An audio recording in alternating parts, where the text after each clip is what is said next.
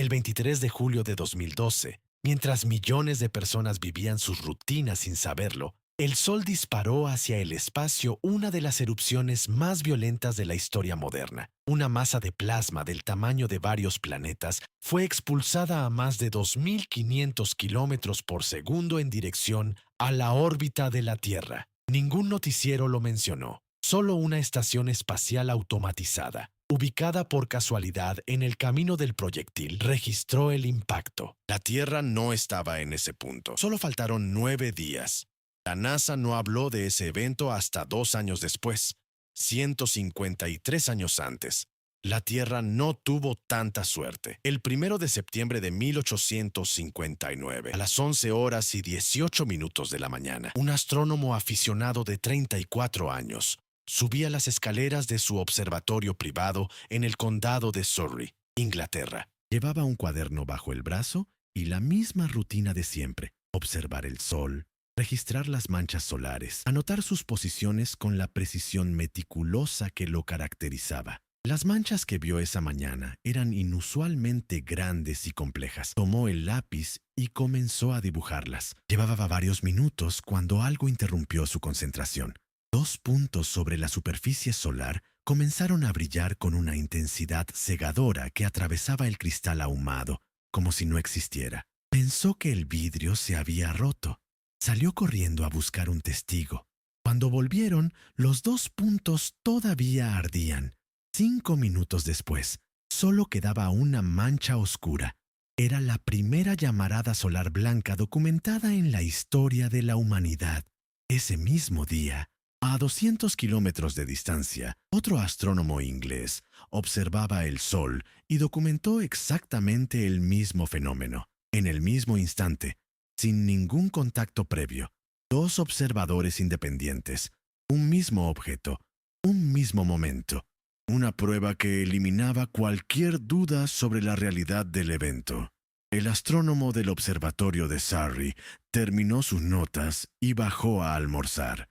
No sabía que en ese instante ya viajaba hacia la Tierra algo que 17 horas después apagaría la comunicación en media civilización. Lo que el Sol había disparado era una nube de plasma de miles de millones de toneladas, expulsada a aproximadamente 2.300 kilómetros por segundo, 4 veces la velocidad del viento solar habitual. Los 150 millones de kilómetros entre el Sol y la Tierra fueron cubiertos en 17 horas y 40 minutos. Ningún eyección registrado en los siguientes 150 años volvería a alcanzar esa velocidad.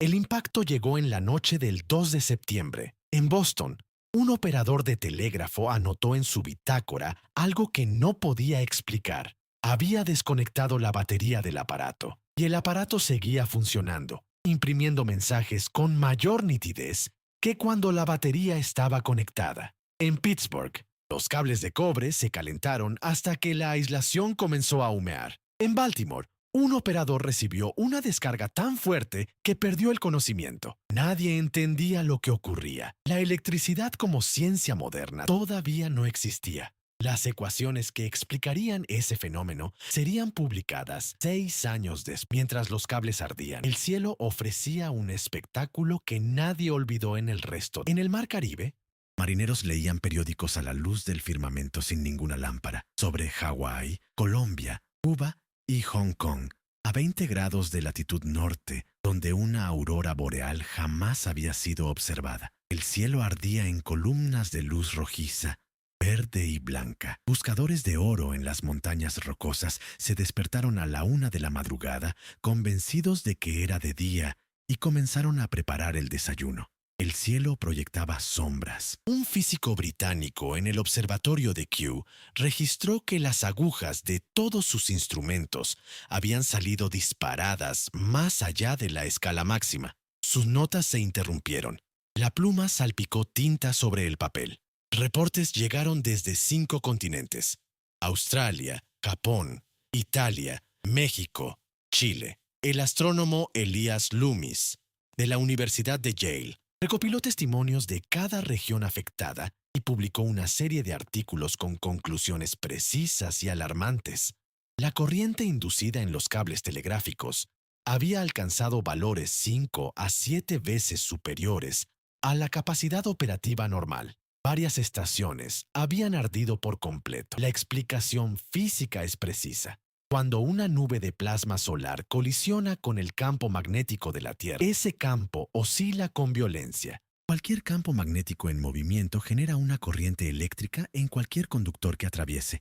Cuanto más largo es el conductor, mayor es la corriente. En 1859, el conductor más largo del planeta era la red telegráfica, decenas de miles de kilómetros de alambre de cobre sobre postes de madera. Esa red se convirtió en una antena gigantesca que absorbió la energía de la tormenta. Esa misma física sigue vigente hoy, con una diferencia de escala que cambia todo. La red eléctrica moderna está cruzada por líneas de alta tensión que recorren miles de kilómetros sin interrupción. En lugar de pequeños aparatos telegráficos, esas líneas alimentan hospitales, plantas de agua potable, centros de datos y sistemas de refrigeración. Todo depende de un elemento central, el transformador de red. Máquinas del tamaño de una casa de 3 pisos, con un peso que supera las 400 toneladas. No se fabrican en serie. Cada uno es construido a medida por encargo en fábricas especializadas en Japón, Corea del Sur y Alemania. El tiempo de fabricación de uno solo oscila entre 12 y 24 meses. Solo en los Estados Unidos hay aproximadamente 2.000 en operación. La corriente que una tormenta geomagnética induce en las líneas de alta tensión es continua y lenta. El problema crítico es que los transformadores están diseñados exclusivamente para corriente alterna. Cuando la corriente continua penetra en el núcleo magnético, ese núcleo se satura. Los devanados se calientan hasta que el aislamiento se funde. El transformador queda destruido de forma permanente. No existe reparación posible. La única solución es reemplazarlo, esperando entre 1 y 2 años a que el nuevo equipo sea fabricado y puesto en funcionamiento. El principal experto estadounidense en amenazas geomagnéticas a la infraestructura eléctrica elaboró un modelo detallado de lo que ocurriría con la red de los Estados Unidos ante una tormenta del nivel de 1859.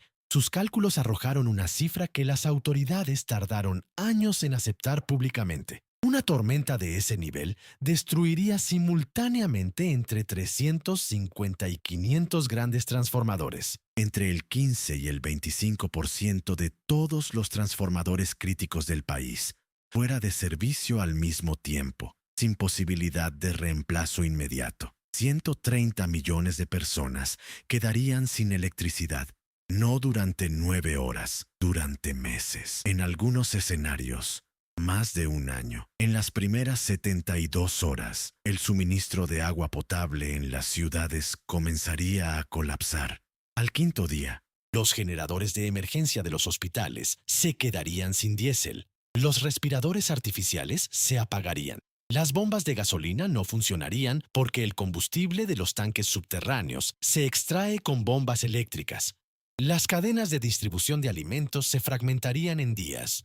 El Sindicato de Seguros de Londres calculó en 2013 el impacto económico de un evento equivalente en la infraestructura moderna, entre 600.000 millones y 2.5 billones de dólares en pérdidas solo en el primer año. Un informe de las Academias Nacionales de Ciencias de los Estados Unidos, elaborado por encargo de la NASA en 2008, estimó que el tiempo necesario para restaurar la infraestructura crítica estaría entre 4 y 10 años. Esos cálculos descansan sobre un supuesto que nadie examina en profundidad, que la sociedad mantendría su cohesión durante ese periodo de privación prolongada, que las personas esperarían en orden sin electricidad, sin agua, sin sistemas de comunicación, sin acceso a su dinero. Ese supuesto es la parte más frágil de todos los análisis disponibles. El 13 de marzo de 1989, una tormenta geomagnética de intensidad moderada, calculada en aproximadamente una décima parte de la fuerza del evento de 1859, indujo corriente en las líneas de alta tensión de la provincia canadiense de Quebec. En 90 segundos, 5 subestaciones se desconectaron en cascada. Un minuto después, toda la red provincial colapsó. 6 millones de personas quedaron sin electricidad a 15 grados bajo cero. El metro de Montreal se detuvo. En el aeropuerto, los aviones aterrizaron sin controladores aéreos. La restauración tardó 9 horas. Un transformador quedó destruido de forma definitiva. Su reemplazo llegó un año después. El daño directo superó los $2.000 millones. Todo eso lo hizo una tormenta 10 veces menos intensa que la de 1859. En octubre de 2003, una serie de erupciones conocidas como las tormentas de Halloween dejaron sin electricidad a 50.000 habitantes en Malmö, Suecia. Destruyeron un transformador y dejaron fuera de servicio de forma permanente un satélite de investigación japonés. Los aviones en rutas transatlánticas tuvieron que modificar sus trayectorias para no perder contacto con los controladores en tierra. El 23 de julio de 2012, el Sol disparó una nube de plasma a más de 2.500 kilómetros por segundo en la dirección de la órbita de la Tierra. La intensidad estimada equivalía a un evento de clase Carrington o superior. El único motivo por el que no impactó directamente fue que la Tierra se encontraba a 9 días de distancia del punto de intersección.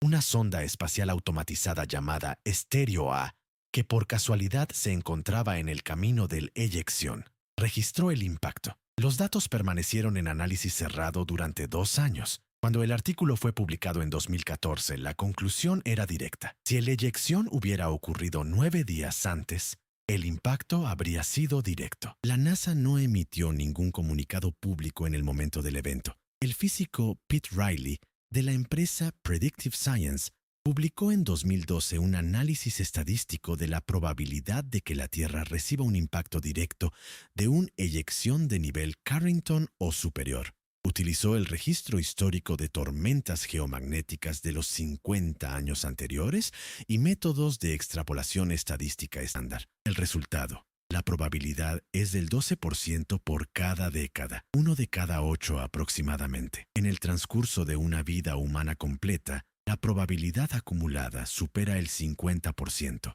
El casi impacto de julio de 2012 no fue incorporado a esa estadística. Si se incluyera, la probabilidad solo aumentaría. El ciclo solar número 25 alcanzó su fase de máxima actividad entre 2024 y 2025. Las predicciones originales indicaban actividad moderada. Lo que ocurrió superó esas proyecciones, llamaradas de clase X, en una frecuencia y potencia que no se había registrado en 20 años. Ninguna apuntó directamente hacia la Tierra con suficiente precisión para un impacto del nivel descrito. Hasta ahora. El ciclo no ha terminado. Frente a ese panorama, la pregunta obligatoria es ¿qué ha hecho la civilización moderna para proteger su infraestructura? La respuesta honesta requiere distinguir 2 niveles. En el nivel de las empresas individuales, hay avances limitados. El satélite Discovery, ubicado entre el Sol y la Tierra a 1,5 millones de kilómetros, monitorea en tiempo real el viento solar. Cuando detecta una anomalía, transmite una alerta con 15 a 45 minutos de anticipación. Ese margen es suficiente para desconectar preventivamente algunos transformadores si el operador actúa de inmediato sin esperar aprobaciones. En el nivel sistémico, el balance es mucho más sombrío. Instalar protección geomagnética en todos los transformadores críticos de un país grande cuesta decenas de miles de millones de dólares. Ese gasto no produce ningún beneficio visible en condiciones normales. No mejora la velocidad de la red ni reduce las facturas. Es un gasto de protección contra un evento que podría no ocurrir durante décadas. En la lógica de las decisiones de inversión, ese gasto tiende a postergarse indefinidamente. El costo estimado de proteger todos los críticos de Unidos oscila entre 800 millones y 2.000 millones de dólares, dependiendo de la tecnología utilizada. El presupuesto anual de defensa de ese país supera los 800.000 millones. El costo de la protección representa menos del 3 por 1000 del gasto anual en defensa. El daño estimado por un evento de nivel Carrington en una red sin proteger asciende hasta 2.5 billones de dólares solo en el primer año. La proporción entre el costo de protegerse y el costo potencial del daño es de aproximadamente 1 a 1000. Esa proporción hace que la ausencia de acción sea difícil de explicar en términos puramente racionales. Lo que la explica es una combinación de horizontes temporales incompatibles. Los gobiernos operan en ciclos electorales de 4 o 5 años. Los ejecutivos de empresas eléctricas responden a resultados trimestrales. La inversión en protección geomagnética no produce retorno visible en esos horizontes si el evento no ocurre durante el periodo en que se realizó la inversión. El sistema de incentivos que gobierna las decisiones de inversión en las democracias modernas con economías de mercado está estructuralmente mal calibrado para manejar riesgos de baja frecuencia y alto impacto. Este canal publica cada día una historia que los libros de texto no suelen contar. Si encuentras valor en ese trabajo, apoyarlo es tan simple como darle me gusta al video y dejar en los comentarios de dónde eres y a qué hora nos escuchas. Existe un patrón en las advertencias que se han repetido sin producir respuesta proporcional. Los psicólogos que estudian la percepción del riesgo lo llaman normalización de la desviación, el proceso mediante el cual los sistemas humanos se adaptan progresivamente a señales de alerta, sin tomar las medidas correctivas que esas señales justifican. Cada vez que una advertencia no se convierte en catástrofe, el sistema interpreta ese resultado como confirmación de que el riesgo era menor de lo estimado, en lugar de verlo como una oportunidad desperdiciada para prepararse antes de que la suerte se agote. La física del Sol no distingue entre países ricos y pobres, entre democracias y regímenes autoritarios, entre redes modernas y redes obsoletas. Una eyección de nivel Carrington afectaría simultáneamente a todas las redes eléctricas del planeta expuestas al Sol en el momento del impacto. Las cadenas de suministro, los sistemas financieros y las redes de comunicación que conectan la economía mundial son tan interdependientes que un colapso de esa escala no puede permanecer localizado. La ironía profunda es que la humanidad desarrolló en los últimos 2 siglos una capacidad tecnológica sin precedentes para transformar su entorno, y esa misma capacidad es lo que la hace más vulnerable a un fenómeno natural que existía mucho antes del primer ser humano. El Sol lleva 4.500 millones de años produciendo eyecciones de masa coronal. Lo que cambió en los últimos 167 años no es el Sol. Lo que cambió es que la civilización construyó sobre la superficie del planeta una red de conductores eléctricos de miles de kilómetros, conectada a transformadores que no toleran la corriente continua, alimentando sistemas sin respaldo adecuado, y declaró que esa red era indispensable para la vida moderna. Esa declaración es correcta, pero la indispensabilidad no es lo mismo que la invulnerabilidad. Cuando el profesor Baker publicó en 2014 su análisis del evento de julio de 2012, incluyó una frase que sintetizaba sus conclusiones con una claridad rara en la literatura científica académica. La civilización moderna esquivó una bala. El Sol sigue ahí. Los ciclos continúan. Las leyes de la física que producen las eyecciones no cambian porque uno haya pasado a 9 días de la Tierra en lugar de impactarla. El margen que salvó a la civilización en julio de 2012 fue de 9 días en una órbita de 365, menos del 2.5% del recorrido orbital anual. Eso no es un margen de seguridad. Es una coincidencia temporal que no puede garantizarse para el próximo disparo. En septiembre de 1859, el astrónomo cerró su cuaderno y bajó a almorzar sin saber lo que había desencadenado. El pescador en Chile miró el cielo sin entender lo que veía. El operador de telégrafo en Boston cayó al suelo sin saber por qué los cables lo electrocutaban. El buscador de oro en Colorado preparó su desayuno a medianoche sin comprender que el cielo ardía. Ninguno de ellos tenía la física para conectar esos eventos en una cadena causal. Hoy esa física existe. Los modelos existen. Los datos existen. La probabilidad ha sido calculada. La historia ya ocurrió. La advertencia está disponible para cualquier persona que quiera leerla. Lo que ocurra a continuación dependerá de si esa información produce finalmente la respuesta que los datos llevan décadas reclamando, o si la civilización del siglo XXI decide, como lo hizo en cada oportunidad anterior, que la suerte que tuvo hasta ahora es razón suficiente para seguir sin protegerse. Publicamos un video cada día y dale me gusta al video si te gustó esta historia. Y déjanos en los comentarios contándonos de dónde eres y a qué hora nos escuchas.